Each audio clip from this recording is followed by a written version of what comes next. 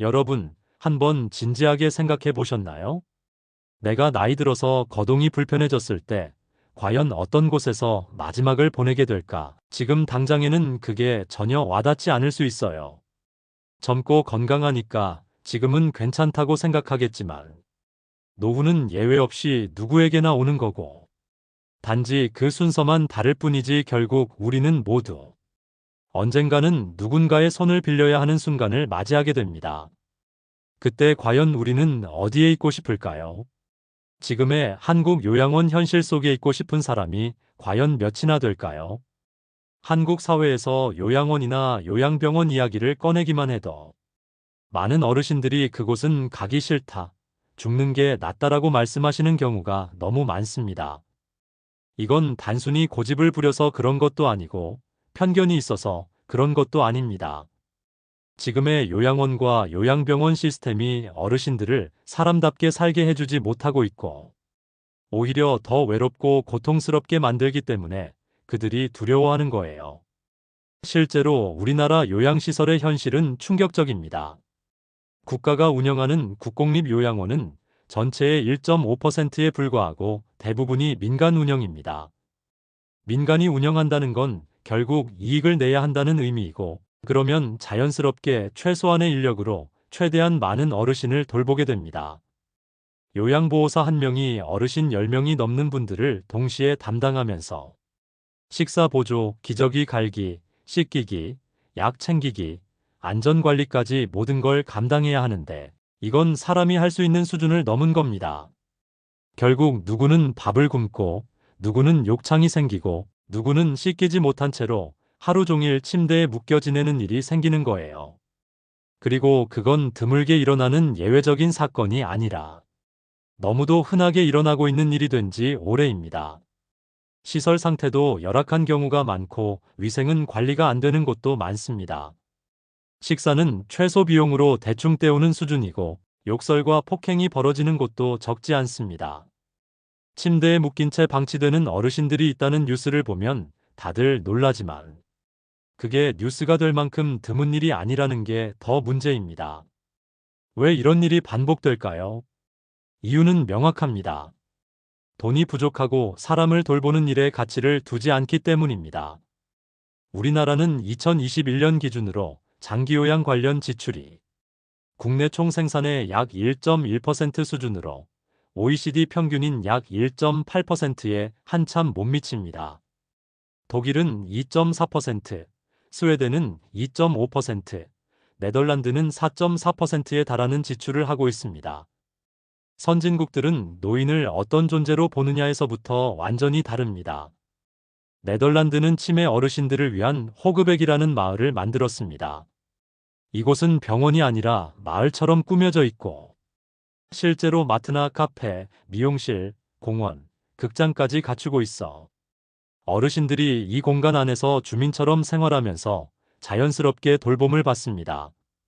병상에 묶여있는 존재가 아니라 자유롭게 움직이며 삶을 유지하도록 설계된 곳입니다.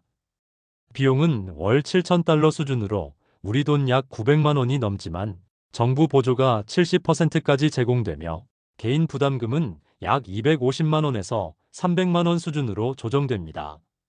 형편이 어려운 사람은 그보다 더 낮은 금액으로도 입주가 가능합니다. 스웨덴은 요양시설의 90% 이상이 지방정부가 운영합니다. 장기요양을 신청하면 거의 모든 서비스가 제공되고, 개인이 부담하는 비용은 전체의 10%에서 15% 정도로 한 달에 30만 원에서 40만 원 수준입니다. 스웨덴은 GDP의 약 2.5%를 노인 요양에 지출하며, 이는 매우 안정적이고 지속 가능한 시스템으로 유지되고 있습니다. 독일은 장기요양보험이 잘 설계되어 있어서 요양 등급에 따라 집에서 돌봄을 받거나 시설에 입소할 수 있고 본인의 상태에 맞춰 맞춤형 지원을 받게 됩니다. 전체 비용의 약 70%에서 80%는 국가가 부담하고 개인이 부담하는 금액은 평균 80만 원에서 100만 원 정도이며 형편이 어려우면 이마저도 정부에서 추가 지원합니다. 독일은 전체 복지 예산 중 약 20%를 노인 돌봄에 사용하며 이는 인구의 25%가 노인이라는 현실을 반영한 정책적 철학에서 비롯된 결과입니다. 반면 우리는 아직도 노인을 생산성 없는 존재로 봅니다. 일을 하지 않으니까, 돈을 벌지 않으니까 그냥 숨만 쉬는 존재라고 생각하고 복지나 돌봄에 쓰는 돈은 낭비라고 여기는 분위기가 깔려 있습니다. 그래서 늙으면 조용히 병상에 누워 있다가 사라지는 게 당연하다는 생각이 지배적인 사회입니다. 이런 인식이 바뀌지 않으면 아무리 제도를 바꾸려 해도 변화는 불가능합니다. 정치권에서도 이 문제를 적극적으로 다루지 않습니다. 왜냐하면 노인 인구는 많지만 그만큼 목소리를 내는 분들이 적기 때문에 표로 연결되지 않기 때문입니다. 젊은이들은 관심이 없고 노인들은 조용하니 예산은 항상 밀리고 외면받습니다. 그 결과 돌봄은 가족이 떠안아야 하는 구조가 되어버렸고 돈 있는 사람은 시설에 맡기지만 그렇지 않은 사람은 가정에서 희생으로 버티는 게 현실입니다. 이제는 바꿔야 합니다. 가장 먼저 해야 할 일은 국공립 요양시설을 늘리는 일입니다. 현재 1.5% 수준인 국공립 비율을 OECD 평균인 25% 이상으로 끌어올려야 하고 지자체가 책임지고 시설을 건립해야 하며 운영과 인력 기준을 법으로 정해 인권 침해가 발생하지 않도록 해야 합니다. 두 번째는 요양보호사의 처우를 개선하는 것입니다.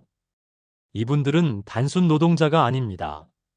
한 사람의 존엄을 지키는 중요한 일을 하는 분들입니다.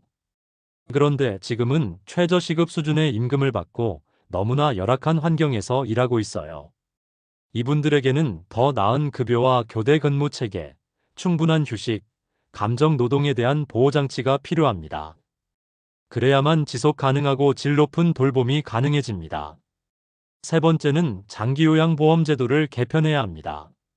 지금은 등급받기가 너무 어려워서 실제로 도움이 필요한 분들도 지원을 못 받는 경우가 많습니다. 네 번째는 감시 체계를 강화해야 합니다. 시설 내 CCTV 설치는 기본이고 정기적인 실사, 민원 발생 시 즉각적인 조사와 대응, 내부 고발자 보호장치 같은 제도적 장치가 필요합니다. 그래야 학대와 방임이 반복되지 않고 사람의 생명을 맡기는 공간으로서 신뢰를 회복할 수 있습니다. 그리고 마지막으로 가장 중요하지만 간과되기 쉬운 것, 바로 사회의 인식을 바꾸는 일입니다. 노인을 부담으로 보지 말고 우리가 처할 미래의 모습으로 봐야 합니다. 지금 이 사회가 노인을 어떻게 대하느냐는 곧 우리가 늙었을 때 어떤 대접을 받을지를 보여주는 거예요. 지금 이 글을 보고 있는 20대, 30대, 40대 여러분. 이건 절대로 남의 이야기가 아닙니다. 지금은 건강하고 할 일도 많고 미래가 멀게 느껴지겠지만 우리 역시 언젠가는 노인이 됩니다. 시간이 조금 더 필요할 뿐이지 그날은 반드시 오고 맙니다. 그런데 우리가 지금 아무 생각 없이 이 현실을 외면한다면 지금 이 순간 외롭게 누워 계신 어르신들의 자리가 바로 여러분의 미래 자리가 될 수 있습니다. 지금이야 부모님이나 주변 어르신들을 돌보는 입장이지만 10년, 20년, 30년 뒤에는 바로 우리가 그런 돌봄을 필요로 하는 입장이 됩니다. 그때도 지금처럼 아무도 책임지지 않는다면 여러분은 어떤 삶을 살고 싶으신가요? 치욕스럽고 외롭고 무서운 노후를 살고 싶으신가요? 아니면 존엄을 지키며 사람답게 나이 들고 싶으신가요?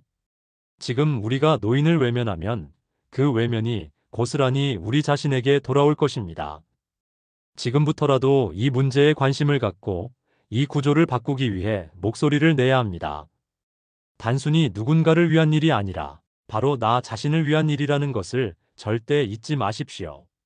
그리고 이 노인 문제는 절대로 각 가정의 책임만으로 감당할 수 있는 문제가 아닙니다. 자녀가 부모를 돌보는 것만으로 해결되지 않고 자식이 부모를 돌봐드릴 생각조차 없는 시대에 살고 있습니다. 세대 간의 책임 전가와 갈등으로 풀릴 수도 없습니다. 이건 전적으로 국가 시스템의 문제이고 정치와 행정이 나서야 할 영역입니다. 국가가 노후 돌봄을 어떻게 설계하고 어떻게 재정비하느냐에 따라 그 사회의 품격이 결정됩니다. 지금 바꿔나가지 않으면 결국 지금의 열악한 환경의 요양원 침대 위에 우리가 누워있게 될 것입니다.